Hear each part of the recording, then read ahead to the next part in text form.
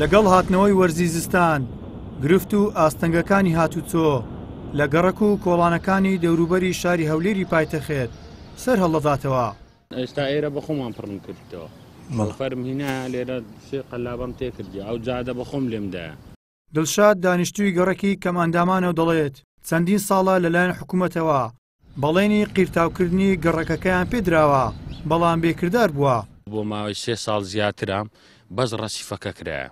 ئەوە هۆکارەکە چییە؟ دەستا و دەستکردنی کۆمپانیاکانە. هەر کۆمپانیایەک دێ دوسێ ڕەسیفی لێ دا و دەڕوا بەجێ دێڵی کۆمپانیایەک کە دێ پڕی دەکاتەوە. یعنی بە خۆمان زیاتر لە حکومەت ئەگە برێم ئیش زیاتر ئیشمان کردێت. ئەمە داواممان هەیە، مندارەکانم مشکلیان هەیە.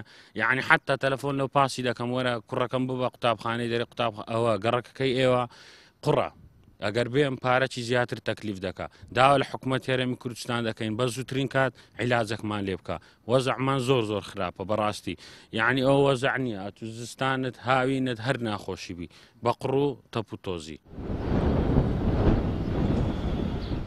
بەهۆی کەمتەرخەمی حکوومەت بارانی ڕەحمەتی خوا بۆ ئەم گەڕەکە بووەتە ئاستەنگ و لەمپەر لە بەردەم هاتوچۆی ڕۆژانەیان. دانیشتوانی ئەم گەڕەکە دەڵێن بەهۆی ئەوەی گەڕەکەکەمان هەژار نشینە و هیچ ماڵە بەرپرسێکی تێدانیا لەبەر ئەوە حکوومەت پشتگوێ خستووە. هەندە پیسەنە ئیسراعەتمان هەیە نەخۆشیمان هەیە لەسەر ئەو قوڕقارەی ئەو حکومەتە تاکەینی لەمان ئەوە ناکە سەب ناکە وەزعینە تێداینە هانیە تێداینە هەموو دەمێ ئەو قوڕ ترپاوە دێتن لە زۆری نەنوونمان خاوێنە نەمارمان کرێتی لێرە فەرم تەماشا ئەو بەسها قوڕ و ئاو چرپا و فەرمەهاوە دەبی سەکر خۆ دیارە ئەوە کەی ڕاستەوە ناوە دەرناسی ناوەم دەرەوەی دەرەچی ناوە برای بە خۆمان ڕێگەدام سلۆ مەکتەبی هاتنەوە دێ بە پیداوە بچیت.